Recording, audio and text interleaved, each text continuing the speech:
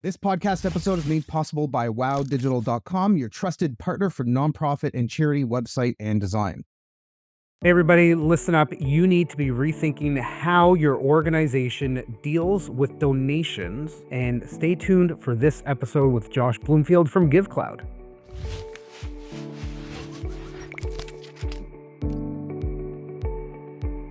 Welcome to the Nonprofit Digital Success Podcast. I'm your host, David, and today Josh Bloomfield and I are going to be discussing the world of innovative donor engagement. Josh is a dedicated leader with more than 20 years in the field. He's known for his creative tech solutions for donor engagement. I'm probably embarrassing him as I'm going through and talking about this. He founded Givecloud to help nonprofits make a bigger impact using easy technology. In addition to being a skilled programmer and advisor, Josh is a father who brings passion and creativity to his professional and personal life. Fun fact, Josh and I have worked together a little bit over the last year or two, and he's been on the podcast before. And yeah, Josh, thank you for joining us on the show again. Dude, thank you for having me back, man. It means a lot.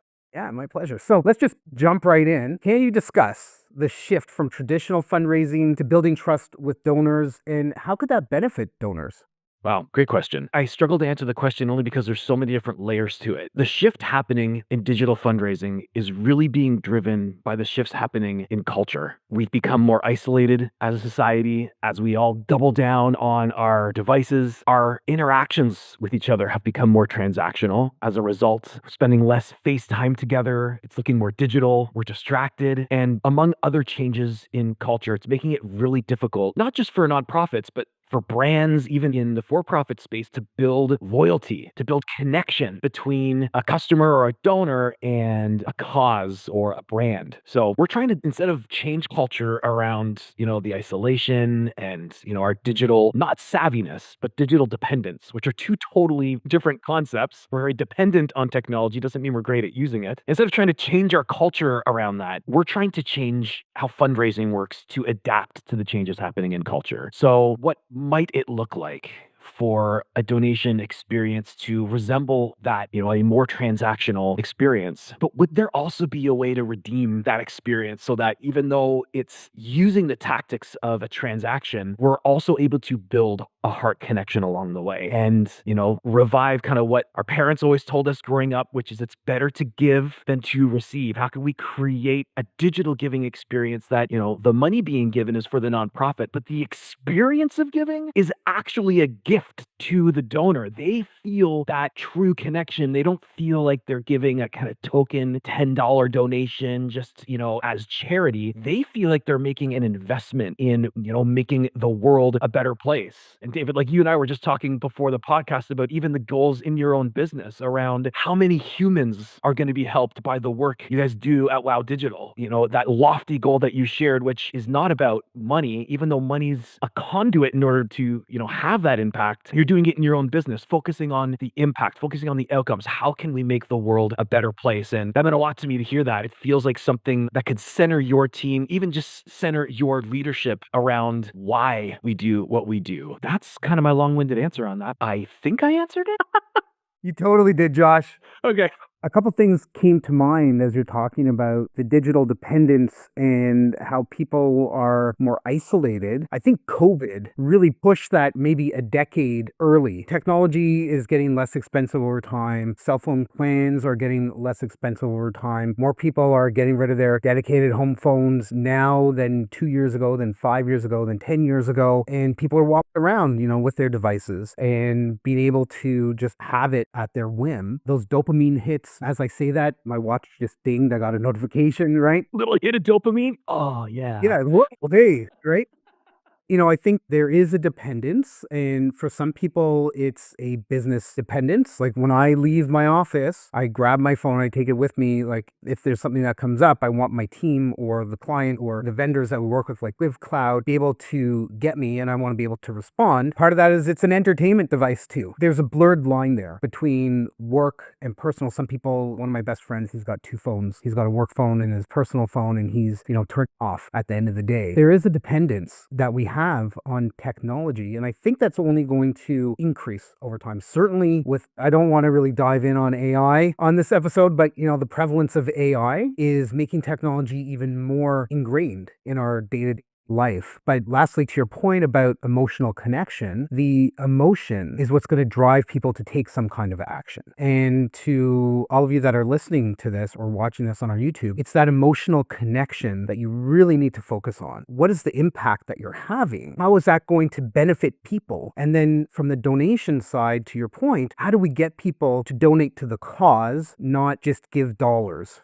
We are far more emotional in our decision making than any of us want to admit. Jonathan Haidt published the book in 2012. The exact title of the book is going to escape me, but the topic of the book is, what is it that creates so much division in religion and politics for humanity? And he talks through how we reason. And the TLDR is, we make our decisions using the emotional centers of our brain before we're even aware of the decision we've made. And what we believe to be rational decision making isn't as rational as we believe. It's less like a judge guiding us towards true wisdom, and it's acting more like a lawyer that's defending a pre-decided emotional choice that we've made in our minds. And so it's a fantastic read and really humbling to realize how objective are we in our decision making and in some of the choices we make. But it's the reason why I continue to, kind of blow this trumpet of trust raising instead of fundraising. I'm not suggesting you don't fundraise. I'm saying that it starts with trust raising. It starts with the emotion. It starts with the heart connection. And from that connection, you build the ask. And from the ask, you walk them through a digital experience that remains focused on the impact, focused on the emotion, focused on the why. And yeah, the digital dependence side of things, man, it's become so ingrained in our society and less obvious ways than we realize.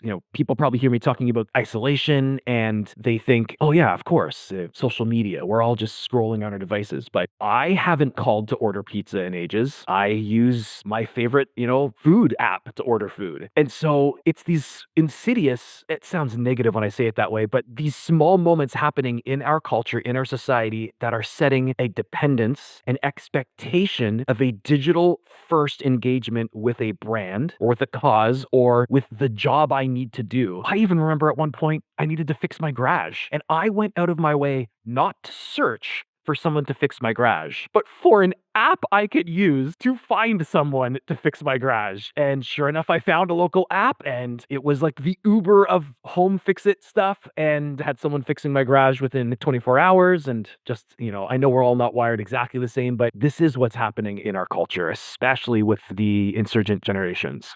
For anybody that's looking for the book, I think the book you were talking about, Josh, is called The Righteous Mind.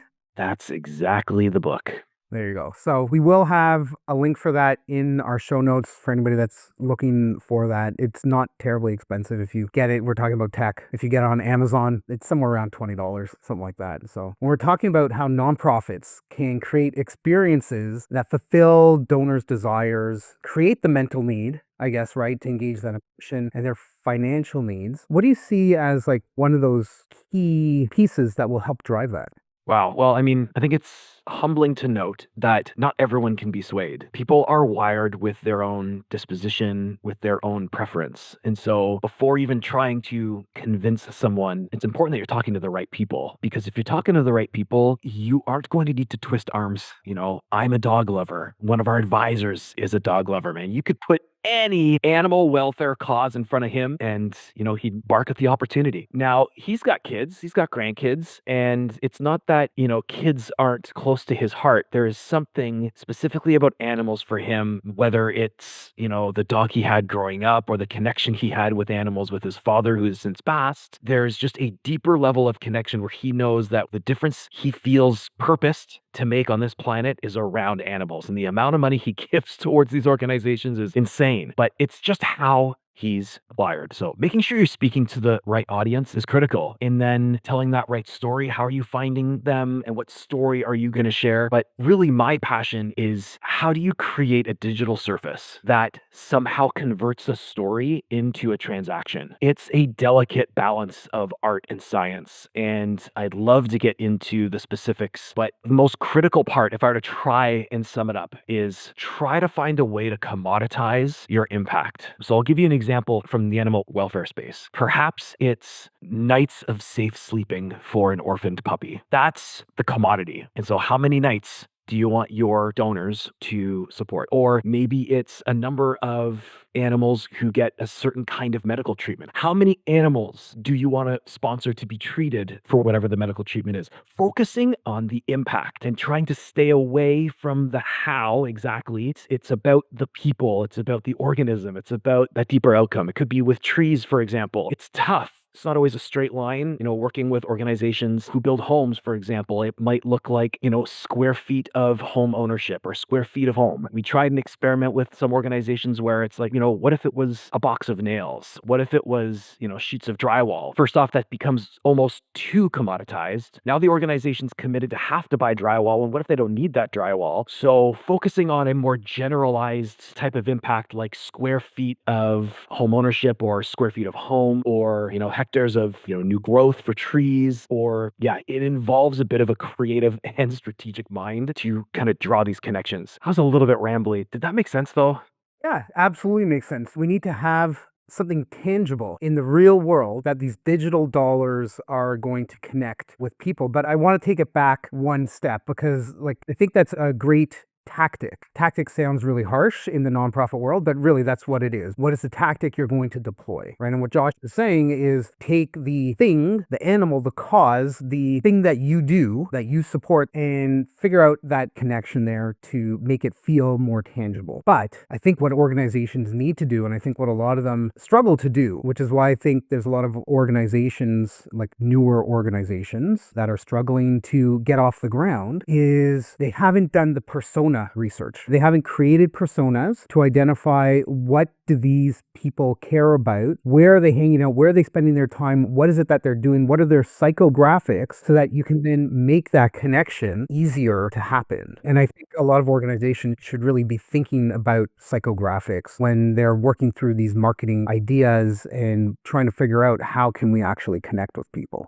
Yeah. And I mean, this is something, whether you're for profit or nonprofit, it's probably one of the biggest challenges, kind of growth science is trying to understand who your ideal customer is and your ICP, ideal customer profile. It's something we talk about at Givecloud often. And I wish I could offer advice, but it's something I'm not great at either. We've hired a really great team who's been able to help us navigate that. But I know the process has looked a lot like asking the donors who are already donating just a handful of simple questions to help us understand what stage of life are they in? Geographically, where are they in the world? Just some basic information to give us as a company a sense of, okay, this is roughly who we're speaking with. And remind us again, why did you donate? Was it because you knew me personally, or was it because you start to dive into those becauses, those whys? And the secret sauce is really going to lie inside those whys. Asking why just enough times to understand what are those true underlying motivations. And if you can understand those true underlying motivations, you could probably empathize a lot more with your donors, because oftentimes we all share some of those deep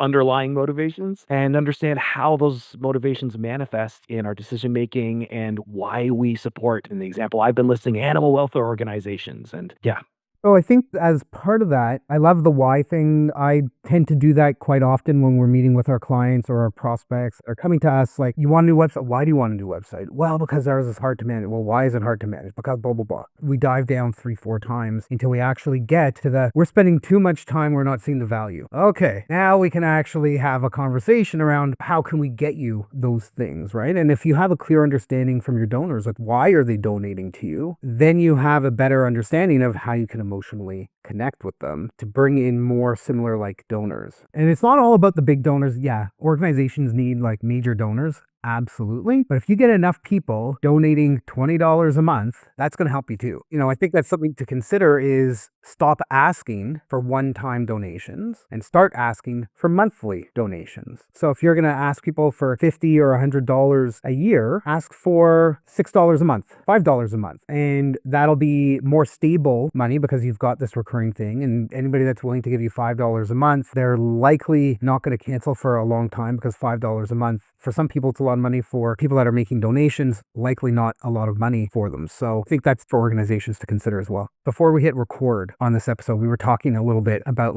actually just taking some kind of action. Instead of sitting in board meetings talking about, hey, should we do this? Should we not do this? What do you think about this? Etc. I challenge you to actually just take a first step and a second step and a third step towards this thing, whatever that thing happens to be. Maybe it's implementing a CRM, maybe it's implementing a phenomenal donation platform like Givecloud in your organization and moving from one to another. Just take some time, investigate it, play with it a little bit, block some time in your calendar, a half hour a week. Just investigate something. The week after, play with it, set up a trial account. The week after that, create some fake data and put it into whatever the system is and test it and play with it, because that's the only way that you're actually going to move your organization forward is by, like Josh said, dipping your toes in and actually trying it. Because you can sit for hours and hours with your colleagues, with your board, or even by yourself, just contemplating, should I do this? Should I not do this? A pro and con list. Just try it. Just go for it. And the reality is that the technology available these days really takes a lot of the guesswork out of it. So, shameless self-promotion here, but get this hooked up with any of our competitors as well, right? So you open up a Givecloud account, we're going to ship you a ready-to-promote landing page. You put in a couple of details, put in an image, and it's ready to go. You don't need to hire a graphic designer. You don't even need to think through the user experience and the strategy. Give us some of the details. All right, so you got a page. Now what? If we're talking low-hanging fruit, if we're talking just dipping our toes in digital, if your board members are all in, get them to repost that link in their LinkedIn feed and talk about the impact you're having. Talk about the impact that's happening in the community and how others can support that. Don't forget that some of the most powerful assets in your organization aren't necessarily those with money. It's those with influence and awareness. You need to get your organization around more people of influence, because if you've got influence and you've got attention, you have an almost limitless conduit for financial resource for your organization. Definitely part of that. And one of the things that I coach our clients on is around the boards and engagement with the board. People that are sitting on your board are connected to other people. People that have donated to you are connected to other people. How can you, and I'm going to use kind of a bit of a harsh term here, how can you leverage them in the organization's favor? I personally believe if somebody is sitting on the board of an organization, they should be donating to the cause. There should be 100% participation in donation to the organization. Board, even if it's $30 a year, but board members should be donating back to the cause. Every board member should be sharing the really cool things your organization is doing, the impact you're having, the video you shot, the amount of money you raised, your Giving Tuesday promotions, all that stuff. Your board should be promoting on their networks as well to get the message out there. Maybe you need some volunteers to do that on their behalf, but it should be pushed out through them because everybody's connected to other people. Nobody lives in a little silo unless you're Maxwell Smart and the Cone of Silence or something like that, right? But people are connected to other people, their spouses, their children, their friends, their family, the people they went to school with. Whatever that community is around those people, that is going to help spread the word. Yeah, I mean, it's just how the world turns. I mean, even when I look back on my own entrepreneurial story, listen, I was not polished. If you catch some of my other podcast episodes, you hear me chat more through how awkward I was as a young programmer. My story as a founder truly is if Josh can be the CEO of a company, anyone can. A part of the reason for this was meeting people and networking, and it was not pretty. I don't want you in your head having this picture of me whining and dining people. This was me stuttering through phone conversations with a bank about how much I needed a loan to start the company, which turned into a denial. And I really believe in what you're doing. I want to introduce you to someone in the community. That's how this whole thing started. And then hanging out at Starbucks with investor number one, who falls in love with the story, falls in love with the founder, and says, I want to introduce you to someone else who was on the board of a publicly traded major e-commerce company, and the story continues where these introductions continue and the conduit gets wider and wider and the network gets wider and wider because of the storytelling, because of the connection, because of the network. So all of that. Absolutely. Josh, we could probably make like 47 more episodes and still have like a ton of stuff to talk about. It's always awesome chatting with you. We've had other conversations in between our last podcast about a year ago and now, and it's always amazing to chat with you. You're so engaged and so enthusiastic. I think is probably like one of the best words, and amazing thoughts, fantastic insights on using technology, building trust, engaging donors and platforms. So I want to encourage everybody listening to please go to Givecloud's website and check out their platform, givecloud.com. It's an amazing system, the pricing, like, come on, $0 a month it starts at. Anybody can get in on that. The barrier is not the cost here. The barrier is likely time. Set up some time in your calendar and just 10 minutes, just go take a look at it and see how that stacks up to what you're currently doing, the platforms you're currently using. Because I will guarantee you are not going to get the service that you get from Givecloud with whoever your provider is. And we are partners, Wow Digital, with 7 different donation platforms. I can tell you this one is way up there. Thanks for having me on, man. And thank you for that plug. I don't know if I could have done it as well. Appreciate it. I like to put our guests on edge a little bit right at the end. So I want to ask you, if you were to issue anybody listening to this a challenge to do within the next 2 days of listening to this episode, what would that challenge be? Oh gosh. Circle that one person in your LinkedIn network that you wish you were connected with and reach out to them. Connect with them. Start networking. Start connecting. Start widening that conduit for resource in your organization. Connect with someone in your network. That one person you feel like you need to have that connection with, that you'd covet a connection with, and reach out. Love it. In some other episodes, we talk about growing your network outside of your colleagues, because maybe you're an organization of 1,000 people, maybe you're a solo person. If you want some advice, you are not alone, like Josh said. Other people have been where you are. Other people will be where you are. Just ask some questions about stuff, like a mentoring, coaching type of relationship where you could just be colleagues and just talk through some of the stuff that's on your mind. It is hugely impactful. I know I've benefited from it. I know Josh has benefited from it. There's so many people out there that are actually willing to help and connect. So don't try to sell them something. Try to actually connect with them. All right, Josh, if anybody wants to reach out to you, how can they do that? What do they need to do? Yo, I'll shamelessly promote my email address right here. Get a pen. It's really complicated. Josh@givecloud.com. I'm ready for the spam. That's the easiest way to catch me. You can catch me on LinkedIn, Josh Bloomfield. Catch me on Instagram. It's my personal account, but I blend personal and business, and you can see I'm the same guy online and offline. Yeah, those are my 3 digital footprints right now. Somebody from your team, we were talking last week that you've got a fundraising health score quiz. So we're going to include that in our show notes page for people. So you'll be able to go and check that out to see how your nonprofit is doing online with your fundraising. Go and check that out as well. Josh, thanks again so much for joining. It's been a pleasure having you on the Nonprofit Digital Success Podcast. To everybody listening, if you're interested in any of the links like I mentioned, or Josh's contact, just visit our podcast page at nonprofitdigitalsuccess.com. Click on this episode for all the details. And until next time, keep on being successful.